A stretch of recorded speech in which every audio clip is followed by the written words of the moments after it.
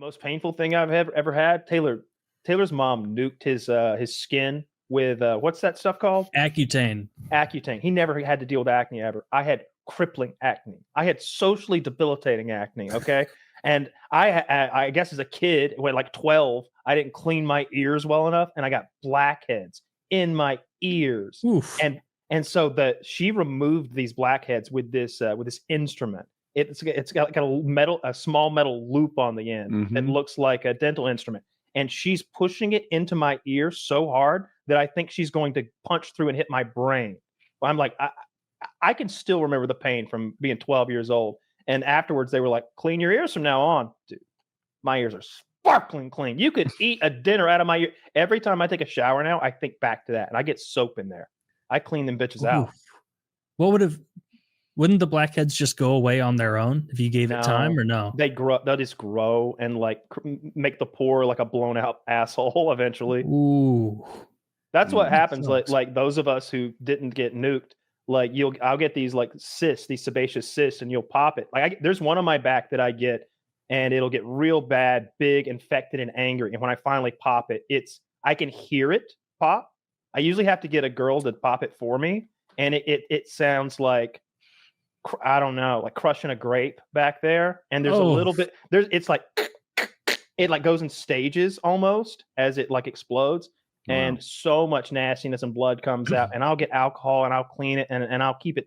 Look, when I shower, I use special soap back there to prevent this from happening. It still happens every 2-3 times a year. That same pore, because it's a blown out asshole of a pore now, gets infected and does the whole thing over again. And there's no way to fix the pore itself. You just have to mitigate every single time it pops up. Maybe there's some sort of like technique where they would like stick a hot lance in there and like ruin that, but no, nothing that I'm aware of. There's no like regimen of. I use like a Panoxyl 10% benzoyl peroxide bar on my back and a back scrubber and a loofah and everything, just trying to stay exfoliated enough and keep my moisturizers and astringents and all sorts of stuff to keep from breaking out. Because like, especially working out and being on testosterone, like if I leave it alone, like it'll get bad. I saw this weightlifter who he was known for when he was doing lifts, his chest acne would explode. Like from the the blood pressure that he's creating from his powerful lift, they would be and blood would be running down his bare chest. I want to see it. I kind of did too. Tool you described that the doctor had, they sell those on Amazon for like $20, and they're Bluetooth connected to a camera. So when your girlfriend does it, you can see like how hard she's pressing, what she's doing, whether you think it's time to stop or you'd like her to be more aggressive. It's kind of neat. I'm getting that. I didn't know there was a Bluetooth model. I've got the standard model. I really don't have acne anymore because I'm so careful with it, though. We have one in the house, but ours is like unavailable. I don't know. I'm guessing it's a tariff thing. I don't know. But here's one I found. Damn it. It costs nothing. That's nifty. Well, I mean, $18. Like, it's for anyone listening. The Amazon, the visible blackhead remover. Camera pimple popper extractor toolkit with camera 20x 1080. Dude, that's so cool. These are like dental tools. I'm getting that for sure. I like that. That's gonna be fun.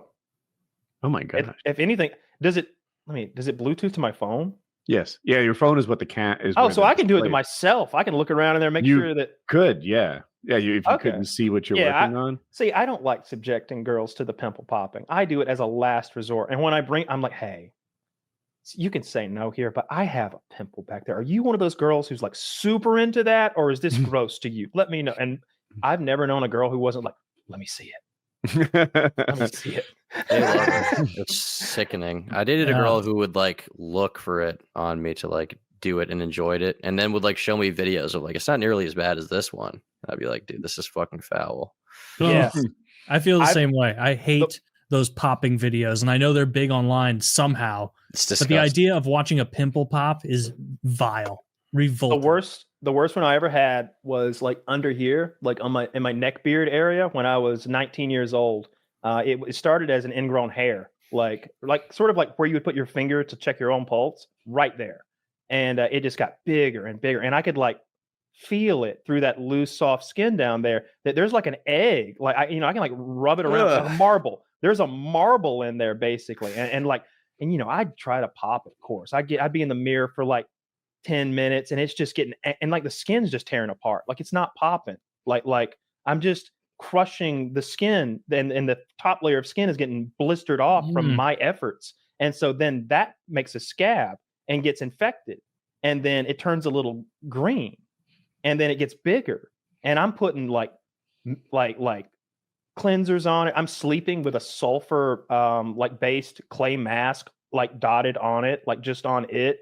And it's just getting angrier and angrier. And every like 4 days, I'll go back at it. I've stabbed it with needles, all sorts of stuff. I'm at my wit's end. And finally, one night, I'm like, please, God.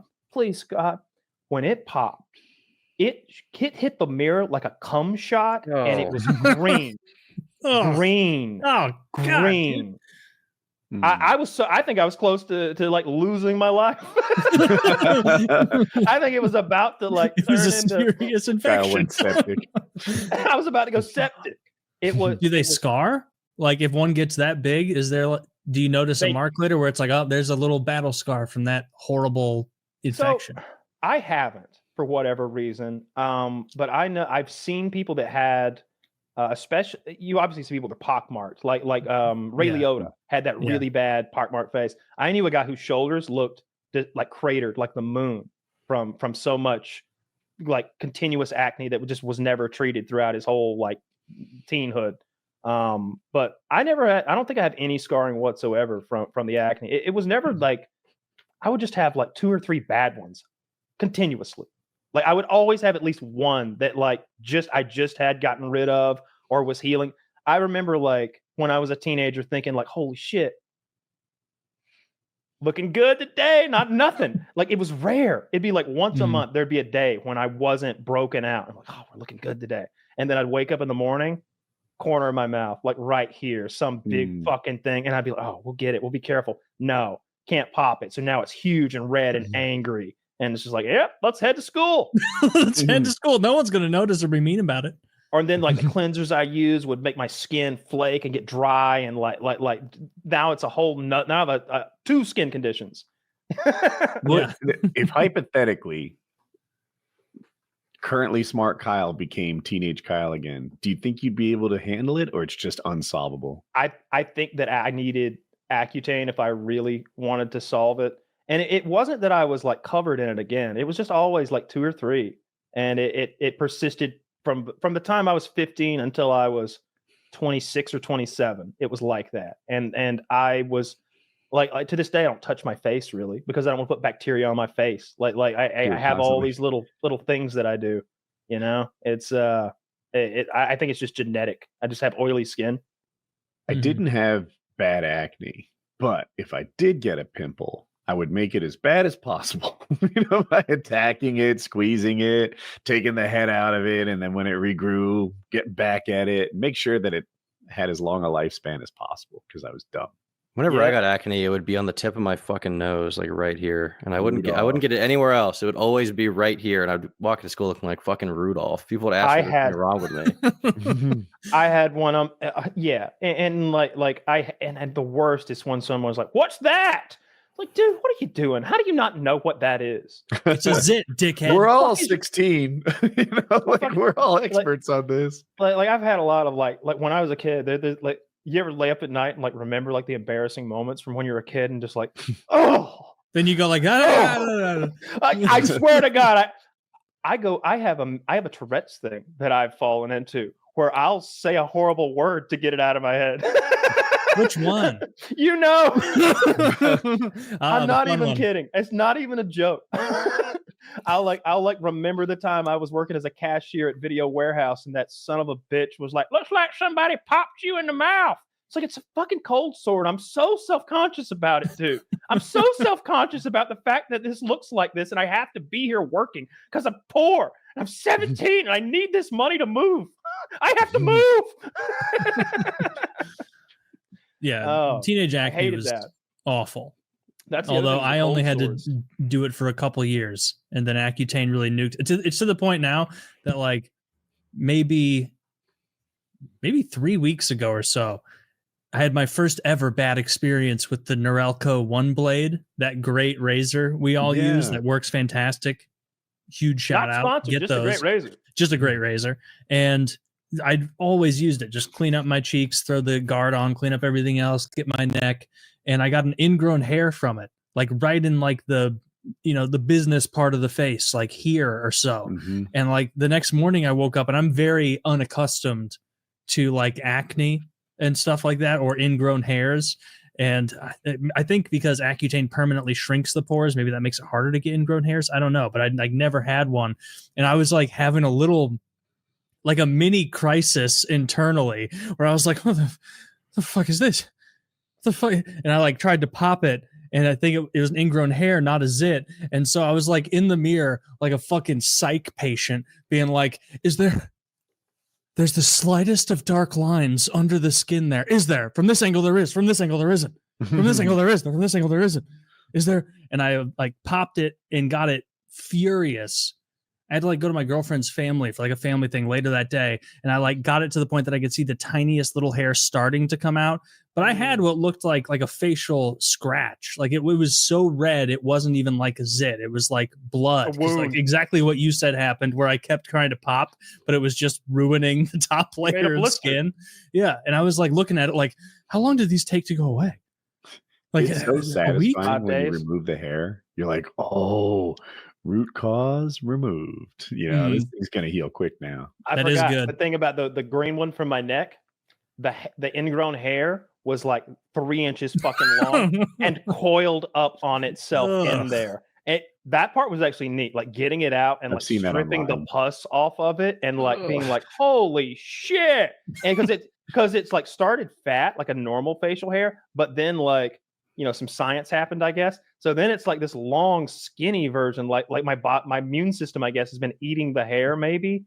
And yeah, disgusting, just awful. It's what I think evolutionarily, it's supposed to, something about us being slick from oil was making us more attractive or more waterproof or something. And so we have these overactive sebaceous glands. I really wish someone had hooked me up with that Accutane when I was 12 or 13. So now you guys all go to the gym. You ever gotten ringworm? Never. Not that I know of.